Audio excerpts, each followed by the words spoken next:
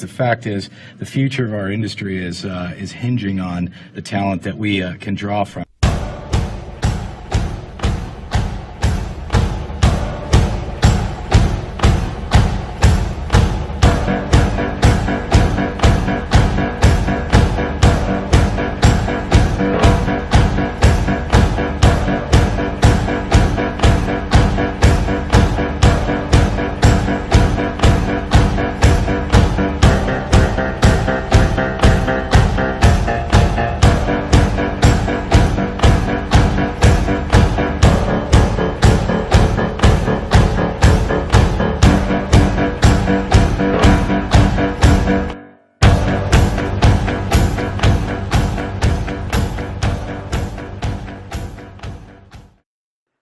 Hello, everyone.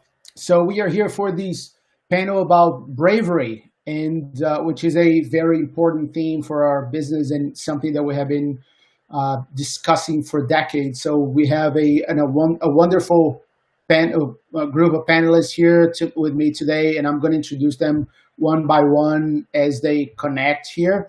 And we're going to be talking about this. Usually, the way that these panels work is that each panelist brings up a different case study, and we talk about that. We're going to do it differently. We just took brought these amazing people here. We're going to talk more conceptually about it because, probably their work already. So I want to introduce the panelists. Can we bring them on to the screen?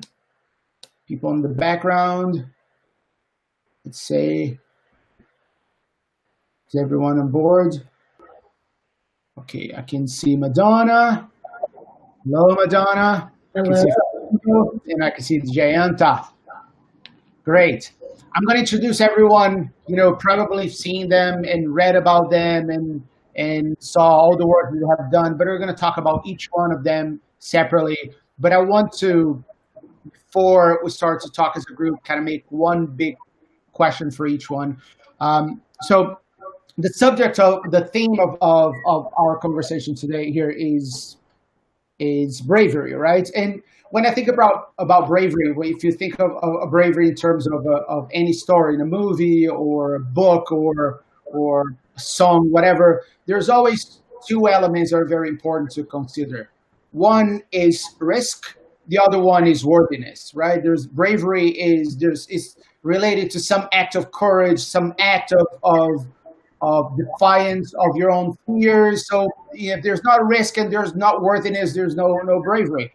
So the bigger theme about this conversation that I want to have today with you today is that where's the risk and where's the worthiness on what we do, and where should it be? Now in this changing world, how should the ad industry and the marketing world look at itself and find the risk and the worthiness? So let me start with Jayanta, right? Jayanta is a co-founder of Saturday Morning. He has worked on big and small companies, clients and agency side. Very special about him that I wanted to bring to light to the conversation that, he's a new father. So I want to talk to you, Jayanta, about how did fatherhood change the way you see bravery in advertising? Because we often think about bravery in our business in terms of the edge that we bring to the execution, or if you're going to lose an account, you're going to lose a job. But the world is changing, and maybe the idea of bravery is changing too. You have a son that you brought the son to this crazy world now, and you have to think about how your conversations are going to be with him as he grows up, and how is your posture as a father going to be on your relationship with him, and then how you as a new father are going to behave as an ad executive, as a creative in this business. What changed, and what is new and what is old? PJ, it's always really great to see you, and thank you for having me. I have had my career has been wonderful, and I'm really grateful for all of the things that this business has brought to me in terms of continuing to show up and be vulnerable. And it was very much a decision to be a later father. I'm in my late 40s. And as I look at my son, who is now 2 years old, and think about this one principle, which I think is, I've been thinking about this a lot, particularly as I look forward to the next opportunity that I'm going to be, getting into. Um, Building for the future, I may not benefit from. And what I mean by that is my great grandparents and grandparents fought for equality and civil rights and never really lived to benefit from their hard work. And as we look around at the world right now and the situation that we find ourselves in, I do realize more than ever before that what I'm doing now is for my son. And in a decade plus from now, he will have the tools, and I will hopefully, all of us will continue to build a foundation toward the things that empowers the next generation. I wouldn't be here right now if it weren't for the hard work and efforts and empathy and compassion and all the things that my ancestors and great grandparents and grandparents did for me, and my parents. So having a child, what is terrifying is there's such a fearlessness in children because you would presume they don't know. But I think it's probably more of an optimism and the spirit of discovery that we sometimes as adults, advertising people, human beings, lose sight of. So being a father has been one of the most rewarding things of my entire life. I can't even, I won't try to put it into words, but I know that I'm going to continue to show up for him and give him the tools to take what we're building and move it forward the way that we are right now in this moment in time. Cool. So let me go to we're talking about bravery. I want to go deeper into the essence of it and the idea of what is bravery. So I want to introduce you all to Madonna Badger. Madonna was president of the jury at the Glass Lion a few years ago, and we almost met on stage, but I was kind of there on other juries the year before, and that year kind of some friends. So a big pleasure and honor to meet you, Madonna. I want to talk to you about this idea, what is bravery, and especially because bravery is often considered from the perspective of the dangers in the future, right? What can happen if I do that? And as you told me, and I'm only bringing that because we talked about this. You said that you had your beautiful life stolen from you by tragedy a few years ago, and you still go back to work to make the world better, to make an impact, and you find that bravery somehow to face the enemy that is not a possibility, is certainty, right? The faces, the dragons they have to face are a certainty because they're 100% chance of happening because they're in the past. So I think you can, more than all of us, you can talk about bravery from a different perspective. I wanted to get a sense from you. What do you think that bravery is, and how does it work, and how do you how do you fight that dragon? Well, thank you so much, PJ, for asking me to be a part of this panel today. And my story is that 9 years ago, my three little girls, Lily was 9 and Sarah and Grace were 7. They were twins. And my parents died in a fire on Christmas morning in my house. And I was there and I couldn't save them. And the firemen couldn't save them, and the house, nothing could be saved. And so, after that, lots of, I won't go into sort of the medical and, what I went through, except to say that I was in I just remembered this as you were talking about your son, Jayanta, but there was a Buddhist monk in where the children were, the caskets were after the funeral, and we were taken to a cemetery, like a crematorium, but it was, very beautiful place and very thoughtful place. And, I was sort of like living about like 5 feet outside of my actual body, I think at that point. But there was a Buddhist monk there, and he grabbed me, and I was holding on to Grace's casket, and I didn't want to let it go. And he held me, and he said, "There are many children in the world, and you can help them all. You can be a mother to them all." And I don't think that egotistically that's possible, but I do think that that was the first thing I can remember giving me hope that there was plenty to do, that I couldn't give my own children hope in that physical body way, but that I could do something for the children at the border, for example, which we did as a company, No Kids in Cages, or for women overall who were being objectified in advertising all over the place. And everybody was kind of shut down about it. And by bringing that to Cannes, everybody's eyes sort of opened, men, women, of course, everyone, and said, yeah, we don't want to do that. We don't want to hurt anybody. And so it became a part of the jury's rules, that anybody being objectified was an automatic out of the jury. And we all know that's not cool. Everybody wants a lion in there. And then I became really involved with the mentorship programs at See It Be It. I'm the chairwoman of See It Be It at Cannes, and I also do other mentoring all over the place. And I have a beautiful company of lots of young women and young men, and I feel like I'm a mentor to them. And I think it has been a form of bravery to choose to do that.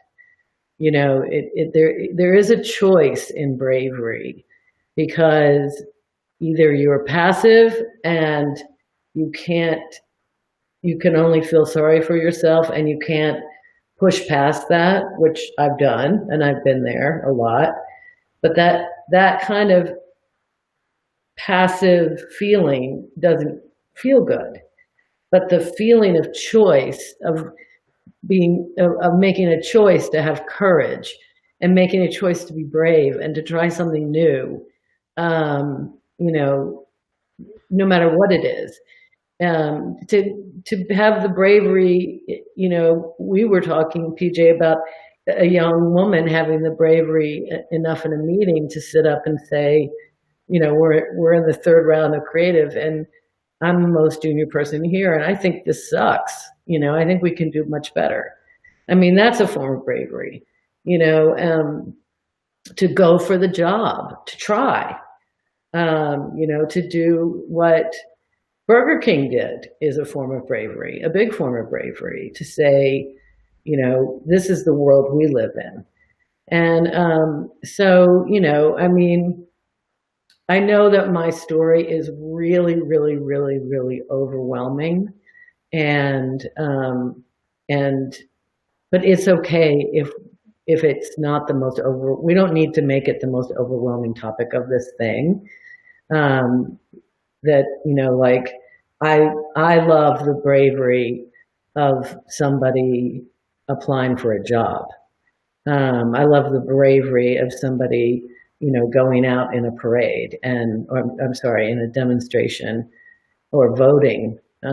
So that type of bravery to me is beautiful, and gives me hope. So and believe me, I'm so talking to you from my highest self right now. Like, I'm so not this way. Like, I'm usually crying in a corner somewhere. So don't think that like I'm like the, Holy Mother or something. I'm not at all. Just so you know. And is so impressed because you're talking about all the things you've been through and all the things that you have been doing. But just to highlight here, your agency, Madonna, just got picked as one of the agencies to watch on Edge at Age 2020, right? So Yes. in one of the most difficult years in history, the most difficult year in our generation, one of the Right. agencies from all the agencies they could pick up, right, agencies to watch, they picked you. So I mean, it's not that you're there just waiting. No, it's you're making change, and we all appreciate it. Thank you for that. So let me switch to Fernando, and I can go back to everyone here. So we're talking about these the choices that we make and the worthiness of those choices, but those choices in our business, they're very rarely lonely choices. They start lonely, but at some point you have to convince other one, and that person needs to convince other people. And no matter how much we say that ideas are infectious, at some point someone needs to stand up and play the role of the leader. And I want to talk to you about the role of leadership in bravery, because I mean, you have been considered one of the, if not the bravest CMO in the world for a long time. And it started from taking a brand like the Burger King as a brand that used to be the brand of mischief, and bringing it back to life, and bringing a whole new chapter of that by these epic and continuous trolling of McDonald's, for example. But one day you surprise everyone, even the ones that expect you to do something different, and you surprise everyone with doing something much deeper, much more profound, much more impactful and meaningful, and also different from an advertising standpoint, that is taking all the preservatives from the Burger King, the food in Burger King, and letting mode grow in it in front of everyone live, in front of the whole world. I mean, more than just the language, the visual language of how you did this, there's also a very impressive act of leadership of convincing people whose lives depending on it. And I don't know who in the audience kind of has ever worked in the food business. The franchisees, some of them are big companies. Some of them are just the one person that puts their entire family's money is there. So there are a lot of people's life are hanging on those decisions that the marketing team is making. And they're sometimes very hard to deal with, because they are concerned for things that are much more meaningful for them than how edgy a specific ad can be. Yet you went there, stood up there, and talked to them and convinced them that something that had a clear risk, that was Modio Opera, that won the Bravery Award at the Andes this year.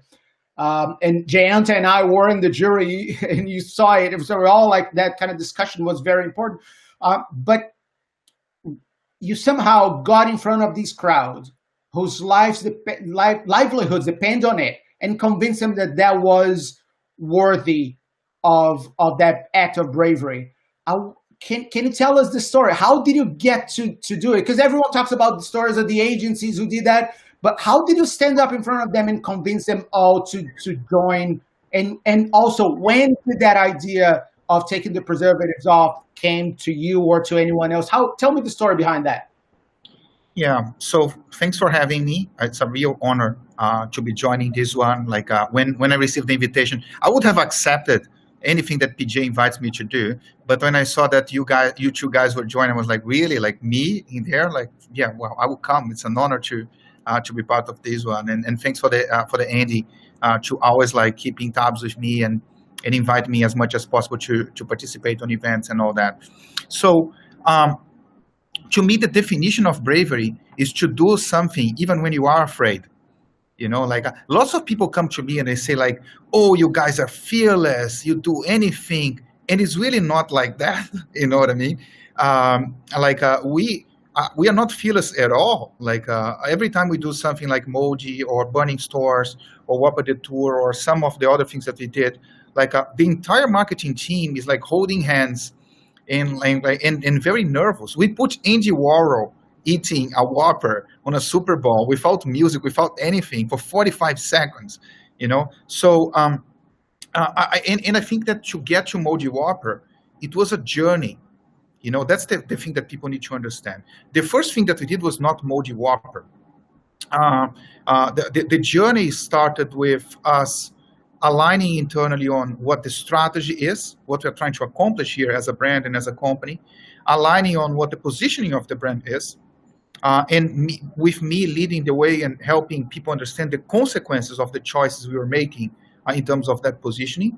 And then you go and you do a small thing, and then you measure the result, and then you show that that's helping move the needle, and then you do another thing, and another thing, and then you do one that doesn't work so well, and then you're humble about it, and you learn from that, and then you do 2 things at the same time, 3 things at the same time. You make people, over time, comfortable with being uncomfortable. That's how I try to explain here. And I've been here for almost 7 years now. Usually the tenure of a CMO is not that long. So maybe I can get away with what we do here because people saw the results and they understand that every time we went there and showed someone flipping a burger on a grill and talking about flame grilling and that we remove the ingredients and this and that and whatnot, maybe even test well on Millward Brown, and then you put it on the real world and no one cares at all about any of that because life is so much bigger than the message that Burger King is trying to portray in an ad. So we know that for us, things that tend to work, they're things that almost shake you out of your comfort zone, and demand attention to the message that you want to communicate. In this case here, we think it's a very important message. We've been working to remove ingredients from artificial sources for the past 5-6 years. It's not easy to do that. That's the other thing I tell people. It's not easy to do this type of stuff. And because even my team, sometimes they come to me and say like, oh man, it's so hard. Like everyone is like against it and it's so hard. And I look at it and I say like, well, if it were easy, it would not need us to do the work. If it were easy, everyone would be doing. So let's fight because while most people would give up, we won't, and we're going to do something that's really special. And it got to a point, PJ, where when I present, I don't have to approve ideas anymore, but like when I present ideas to the board or to the CEO and they show a bunch, like without PowerPoint, just me talking and explaining, they say, oh my God, this one makes me really uncomfortable. It's probably the one that we should do. Because they understood now that just doing the plain vanilla, the flat, the expected, in the world of today where we watch TV with our cell phone in one hand and not paying attention to anything, you need to do things that move people out of that comfort zone. And the more I'm afraid of an idea, the more I will get attracted to the idea because I know that those are the type of ideas that tend to work the best. Mm-hmm. So let me dig deeper into one of those things that you're talking about, kind of the challenge of attention that this industry has, and I think that in the Andy's jury, we had kind of a discussion about some of that. Madonna, I talked to them about that. I would love to hear your opinion about this as well. But we seem to be living a big dichotomy, almost like a crossroads, where as a professional in marketing and advertising, you have to feel like you have to make a choice between either working for some kind of purpose and being indirectly working with the brand, or selling a product and then having the other side say that you're unworthy because you're just selling products. But if you look around with the way that the economy is and how the economy is crashing and communities are in trouble and everything, there's something very noble on the simple fact of we are preserving jobs here. So our jobs as marketers has never been more important for the communities that we represent. So do you see, when you look at the world right now, not 2 years ago, right now, the world do you still see this dichotomy between selling and purpose? Are they two possible avenues? Are they things that should be together? Is it okay to separate them? How do you see that as creatives, as marketers, as people that work on that have are members of your communities? What is the role of marketing in this world today, and which in terms of bravery is a indirect way of asking, where should we apply our bravery today? Who wants to start? I love what you had to say, Fernando, and I absolutely touched by what you had to say as well, Madonna. Thank you for sharing your stories. I think what I really love about, and PJ, I'm going to get to your question, but what I really love about what Fernando was saying, which is something that has really impacted how I show up as a professional, not as a creative person, but as a professional, as a business person, is this idea of just collaboration, strategy, insights. It is probably one of the most unspoken things amongst creatives when I was in the agency realm. And you can see, or listening to Fernando, these quote acts of bravery are very sort of, they're methodical and they're based on wins and losses and building trust, So when you begin to put purpose and sort of selling together, I've been very, very, very fortunate in my career that purpose has been at the center of everything that I've done without me even realizing it. And when you have purpose as the lens of which you look through, you're not selling, you're actually inviting people into a conversation. And hopefully inspiring them and providing a bit of aspiration. I think those tenets kind of, for me, are the things that allow me to say to people, I now choose to use creativity in the service of business objectives. If something is highly creative, fantastic. But if it's highly creative for the sake of being creative, no, thank you, And I think the four of us here have a great deal of maturity and wisdom, which has come through ups and downs of our careers, and being accountable and, you can say not being afraid, but I think at this point for me, there's a high degree of selflessness in how I want to show up and build organizations, support clients, and build the things that provide good that goes into the world. And that's what I love about what Madonna had to say. And Fernando, I'm a huge fan of the things you've been doing over the last 7 years. And PJ, you know how I feel about you. Just a little note here before I pass the mic, the virtual mic, to others. There's the chat on the chat box. The question you're making, I'm bringing here this question about what is the where should we putting our attention is actually I took it from Ruth Mortimer, who just made a question, and Jayanta already answered Nick Bredenberger's question about trust and talked about it, but. Let's see. Please keep bringing your questions here because we're going to be watching and answering them as we go. So, who else wants to talk about that idea of where should we put our bravery? What is worthy of our bravery right now in this world? Madonna, Mike. I don't know how to turn it on. And now, is it on? Now you're on. It's on. Okay. I think that bravery, we have to apply it everywhere, that people are applying bravery everywhere. And I think the part of it that's so important is the purpose. So, it can't not have legs, right? Like we saw what happened when, a specialty clothing retailer came out with basically a poem during Black Lives Matter. And, they were just shut down. No one wanted to have anything to do with them. And, it was just like, give me a break. And then, another company, cosmetic company, came out and said, on this Black Tuesday, we're not going to sell anything on this day. And this is how we're going to support, and this is what we're going to do. And so I think that, those are sort of two little things, but our job, I think now as great creatives, and really hopefully leading, is to not just solve the problem, but to really, look at what it is that we're doing and how can we, sort of share as an act of protest. How can we make this an even bigger statement? Whether it's mattresses or hamburgers.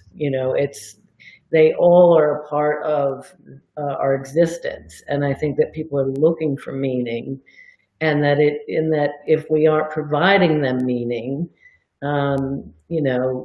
then I don't think we're really doing our job anymore. It's not, we're way past the this 69-cent soap is better than this 59-cent soap because, we're way past those days, and thank God. And it makes it, much more interesting. And what happened with Nike and watching them, lose 4% of the share of that company, the worth of that company, seeing, everyone on Fox sort of burn Nikes and then seeing that whole thing completely turn itself around. I mean, people, we're in a time right now where people want to believe in the brands that they trust, and they want to be a part of it, and they expect us to be leaders, and not do the safe thing, which is boring. Fernando, a specific angle of that question for you is that, when we think about all the things in the state of the world and the state of anger and anxiety and everything, is there a space? I know your answer, but I want to understand why. So why is there space for a sense of humor when the world is fighting over everything? Yeah, just building on what Madonna said and Jayanta said, to me, purpose needs to be embedded in your business model. You know what I mean? I think that if purpose is helping you drive sales, both on the short term and especially on the long term, it will be sustainable, right? I mean, else it's just the company is doing because there is someone senior that's pushing, and then the person will change and everything will go backwards. But if you embed in your business model and you think you can make a difference, an impact, and consumers value that, it becomes a self-fulfilling, it becomes a positive cycle that keeps growing. I think that there is always a space for humor, depending on the positioning of your brand, right? I mean, there are some brands that are more technical, more serious. In our case, we are in a product category that's fun, right? You go to a fast food restaurant, people are having fun, it's very normal, celebrating. In the case of PK, people are very out there when you are at the restaurant. And I remember, when the pandemic hit us, beginning of this year, that I remember being locked at home and watching CNN and thinking that the world would end. It was doom, 24/7 doom and gloom. And even for us as a brand, we went to the bottom of the Maslow pyramid, and did things to help people in communities that were a little bit more serious, because we thought it was the right thing to do. No ROI calculation on that. It's just basic brand development and the right thing to do as a company. So we give away kids meals because kids couldn't be in school. We gave more than 1 million family meals in Louisiana, which was an area that was very affected. We did a lot of stuff all over the world. And then we moved to be very didactic about the situation. Hey, we are open. People didn't know. Our drive-through is working. The delivery, you can order delivery. But then very quickly after that, we said, well, we understand the context that people are in, but I think it's also purposeful to make people smile in a time that they need a comic relief. So we started to infuse heavily the personality of the brand. And we started to do silly things, like things that I cannot say like, oh, because we did this, we sold 10 burgers more on the next day. It's just the way, the positive, proactive way to connect with people and try to make their lives a little bit better during a time where we were all like incarcerated at home, like fighting as a family, right? And watching CNN and thinking that the world would end. So we moved to do things that made people smile. And in the beginning, funny enough, people were a little bit scared of the approach because every ad became the same. It was all stock footage with a piano in the background, like, I'm exaggerating a little bit, but you get the point. And we said, no, let's make people smile, like, let's see how people react. And then it was really well received. So then we started to double down and do even more things like that. All right, so let me start. We're starting to get close to the end here, so I want to give you a chance to talk about two different things. One, which all three of you do. What is one example of bravery? One person that is an example of bravery, and one campaign that you have seen, one act of advertising or whatever you want to call it. So, wow, that was brave as well. A person in a marketing something that felt like, okay, that was really brave. Let's start the other way around. So let's go Fernando, Jayanta, and then Madonna. Look, I am very passionate about our industry, and I'm Brazilian, so I am hopeless optimistic about things, and I always see people complaining about the advertising industry, saying that we're not creative anymore, that in the past it was much better. I see the other way around. I see us getting better, trying to do more the right thing, like fighting the good fight. It's never easy. It doesn't get easier. So I'm a big fan of like many CMOs out there. You know what I mean? Like I'm a big fan of the work that David Rubin does on the New York Times.